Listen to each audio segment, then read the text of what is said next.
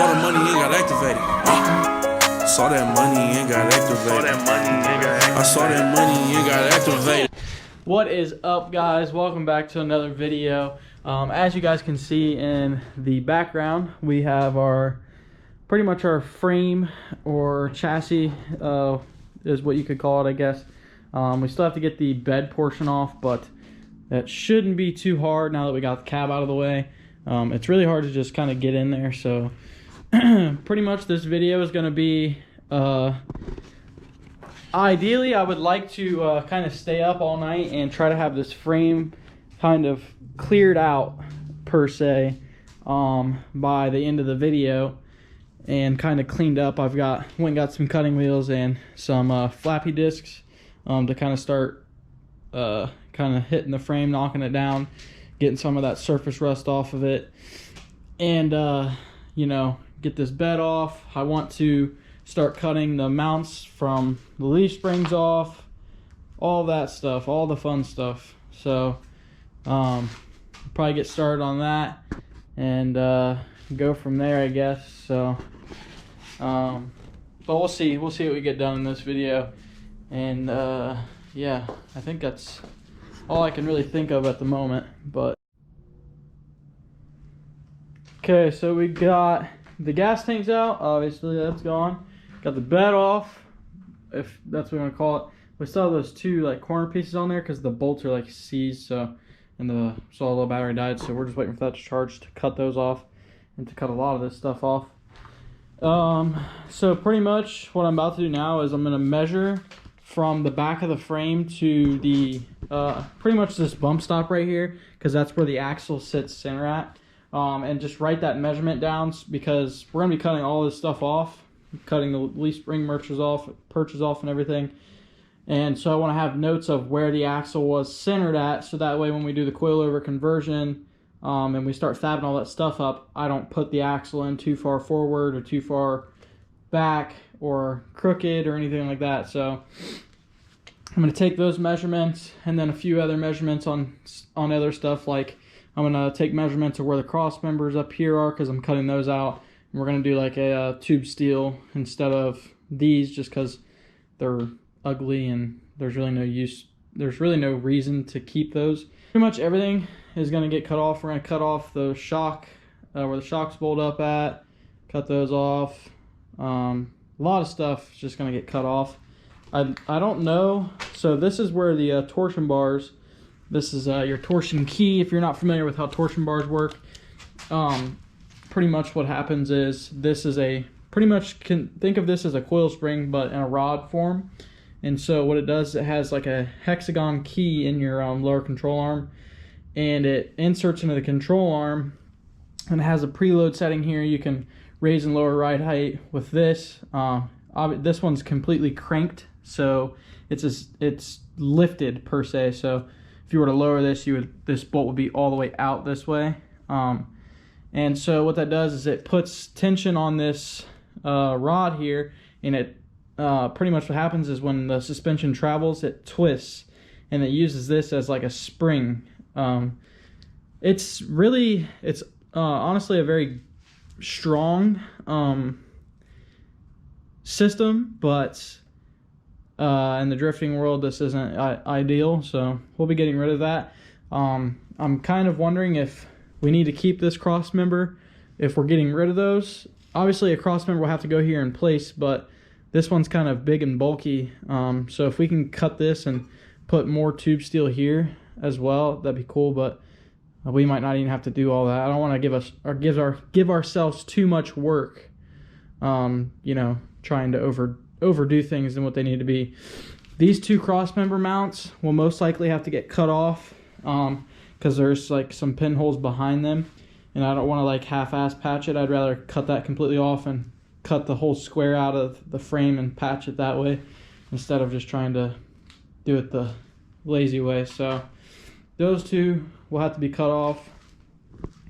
Obviously we're going to cut this off. That was just for the gas tank. I already said those two. Obviously not going to keep a hitch on it. So as I'm like cutting all this stuff, I'm like sitting here thinking about how I'm like cutting all the wiring harnesses and pretty much all that stuff is junk now, which in my head I was just thinking like whatever body parts we get we can just steal the harnesses off of, but realistically we probably won't be able to find those harnesses and stuff.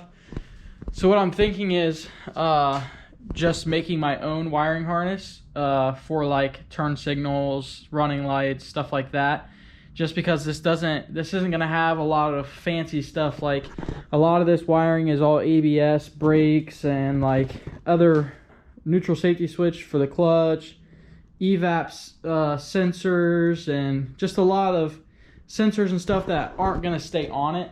So realistically, what I plan on doing is keeping the harnesses that go to the tail lights, and pretty much at this point you're just running power and ground back here to kind of control the turn signals and stuff. I'm sure there's a lot of data and information out there for me to be able to kind of figure out how to run a wiring harness to the rear of this thing. Realistically, it probably won't be done for a few years. That's what I'm telling you guys. In my head, I'm like thinking like 1 year. Like in my head, that's all I'm thinking. But realistically, start to finish, all things done, probably 2 to 3 years is probably the time frame to finish this thing. And honestly, that just comes down to funds, really, because all of the work, I mean, I work out here every single day, so I could have all the work done. That's literally nothing. It comes down to really paying for all of it. Obviously, I'm not like some big YouTuber. Like a lot of these bigger YouTube guys, they have really small time frames on builds. I mean, they're doing stuff in 2-3 weeks, a month, and that's like frame up builds. And that's just not something us little guys can compete with when it comes to, flipping a project that fast. I could do the work all day long, you best believe that, but there's just so much money in this. Just for starters, in the rear suspension alone, I'll probably have like $3 grand. That's not including, the disc brake conversion, the Ford 9-inch or Ford 888, and all the welding and labor time that I'll have in it. And that's just the rear suspension. The front I'll probably have roughly about the same. So, I mean, you do the math. It's not a cheap thing, but at the end of the day, it's going to be one of the most in-depth builds we've done on the channel, and probably going to be one of the nicest and ones that I'll enjoy the most, because once this is all said and done, this thing should weigh like 1,900 pounds, and with an LS in it, making close to 350, 400 horsepower, this thing should be a blast to drive. So hopefully I'm not talking too much, guys, but we're going to dive right into kind of ripping everything off of the frame. And then I don't know how much we're going to do after that, but that'll be kind of what we're doing right now. So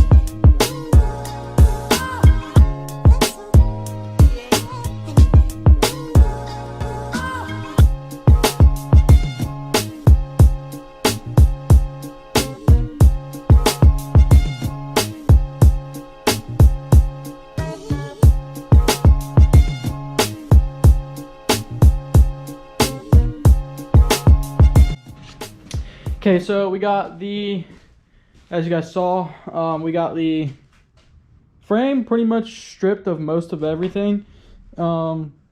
This is kind of the rat's nest of what came off. This just goes to show, like, when you go and buy that old 90s vehicle and you're like this is what's underneath of it. Like that's scary to think that this is what's underneath your 90s vehicle that is from up north. But the only thing we really got left is little stuff like this, I guess. But this little stuff, we got to disconnect the shocks and get these things off on the corners, take the bumper off, and then obviously cut all these brackets and stuff. We already took our measurements, so that's good. Got to get the emergency brake cables out of there. But aside from that, we got mostly everything stripped. It's not really as much as you would think. I guess this is a 90s vehicle, so like there's really not much to them, but you would think there's a lot more stuff you'd have to strip out and kind of pull off of it. It's crazy, all these sensors back here, all this wiring, all this stuff, that whole canister and a lot of those wires all have to do with emission stuff. And that's just so crazy to me because vehicles are fairly simple, right? And then you add all this emission stuff in and it just complicates things so much. It's like really astonishing. I mean, I guess it's for the better good for our environment, but sometimes I do feel like they go so extra with emissions on cars when there's other issues I feel like that they could focus on a little more that would help the environment more. But I don't know. I'm definitely not a environmentalist expert or anything. One thing I did forget about is the stupid tow truck driver that hauled this thing hooked his tow chain through this loop right here and ripped it in half. Like, what idiot. Like, you obviously know this is like 16th inch steel and you just hook your tow truck to it, like, you dum-dum. So we gotta fix that now, which obviously isn't a big deal compared to what else we have to do. But okay, so I did forget to kind of do our math on what we have in the truck, because I forgot. If you haven't watched the first video when we picked up the project drift truck, I said that we would be documenting all the money we have into this, because I kind of want, for the little guys like me that are trying to build something and rad and they want to do it, but they don't know how much it's going to cost and they want to do it on a budget, I'm going to kind of document everything we have in the truck, everything that we pretty much get out of the truck, like selling parts, for example. So we had the $200 from buying the truck, the $83 for the tow, so that put us $283 in the hole. But now, since we sold our engine and the seats out of the truck, we got $250 out of that, so that puts us $43 in the hole. Or no, $33 in the hole, my bad. And then today we spent about $50 on Sawzall blades and cutting wheels and stuff for this, but I'm not going to even put that in there because... Okay, so we got our emergency brake stuff off, got the rear bumper off. What I'm going to do is I'm going to leave the hitch on because we will be cutting these cross members out and I don't want the frame to flare any. So we'll probably leave the hitch almost until we tack up our new 4-link cross members here, just so the frame doesn't flare out any. Not that it will or should, but not having any cross members from pretty much this point all the way back, I'm sure the frame can bow out a little bit, because when a piece of metal is this long, it has some flex to it. They're built to have some flex in it. So we went ahead and took our measurements, like I said, but I'll kind of show you guys how I did it, because I feel like it's kind of a good method. So here we have, if you look, so we've got drift hard body measurements, and then what I do is I put like center point of axle, 37 inches, and then take a picture of where I measured from, so that way I know. And then what I did was I measured from inner and outer of the frame rail, just because you never know what could change. But I pretty much did that for every cross member, pretty much anything I plan on cutting out. So that way I know that when we weld everything back together, it's all true to spec, and it's all straight and stuff. We don't have to worry about a crooked frame or anything. Not that an 1/8 inch or a 1/4 inch will matter, but at this point, just start cutting stuff out. Okay, so we started kind of hitting the frame with a floppy disk while our Sawzall battery charges up. Looks like there's a lot of good metal and stuff, but to kind of follow up with my question if I should have the frame sandblasted or not, I'm gonna go ahead and say no, because like certain parts of the frame are so ate up. Like this right here, this is still good metal and stuff. There's nothing wrong with it. It's not soft or anything. It's not a rust hole, but it's so pitted that sandblasting it, it's still gonna look bad no matter what. So I'm just gonna flappy wheel the whole frame, wire wheel it, get it, you know, pretty much all the way down to metal as much as we can, and then just primer it and then pour 15 it. I just think that having it sandblasted would be kind of a waste of money, with, you know, all the pitting that the frame does have. Now, if this was like, if the whole frame looked like this, I would have it sandblasted for sure, because it would look really good. But part of me almost thought that the frame had been patched or something up here, because if you look how mint these arches are, and it's got like tack welds right here. But I'm starting to think that's actually factory, because a lot of hard bodies, what happens is the frame, which it happened right here, there's a rust hole, it rusts right here, and then it'll cause the frame to separate right here.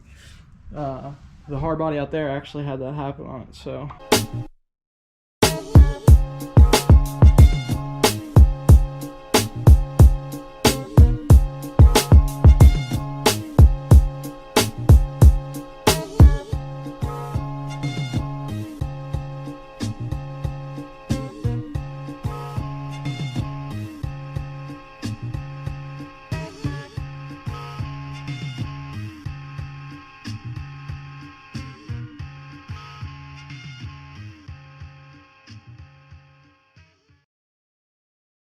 Sit up, you sit up, you sit up, you sit up,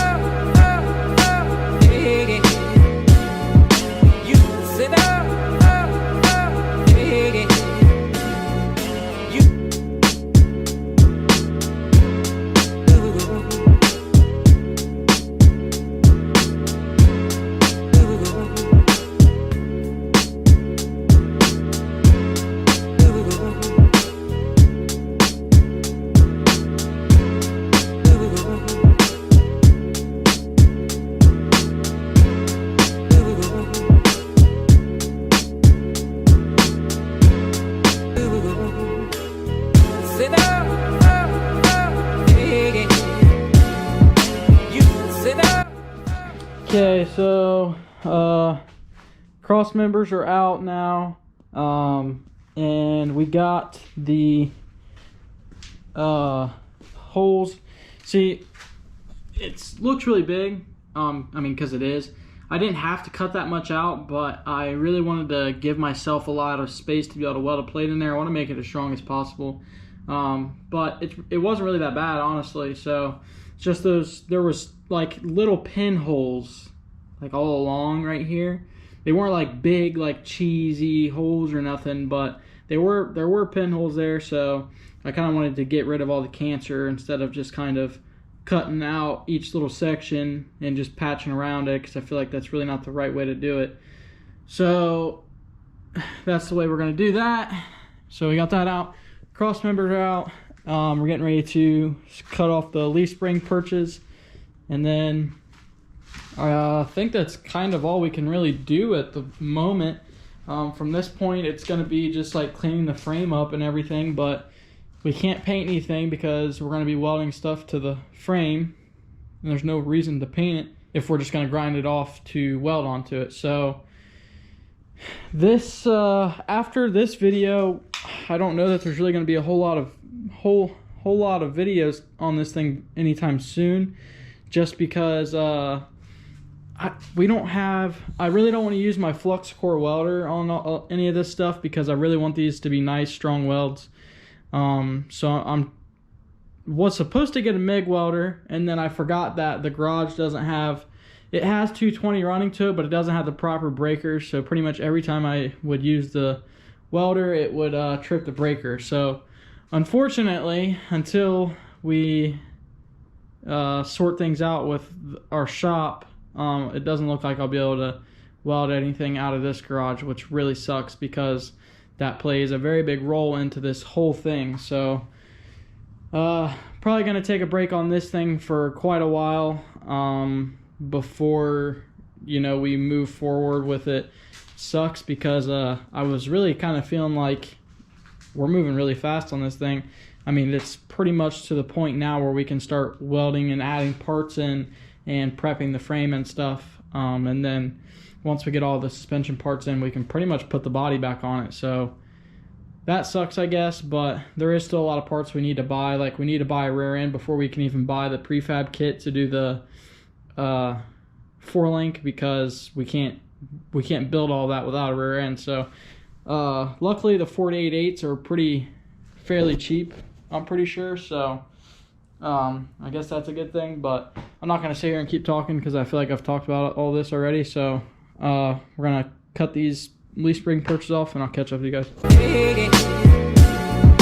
You sit up,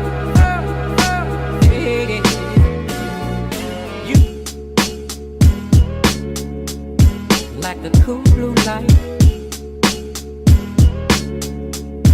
like the cool blue light. All right, guys. So both rear leaf springs are off. Not sure if I said that already or not, but got those cut off.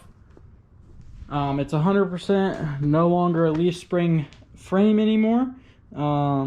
It's 2020, honestly. Like, leaf springs are a thing of the past. Let's just get rid of them suckers. So pretty much ready for coilover suspension in the rear.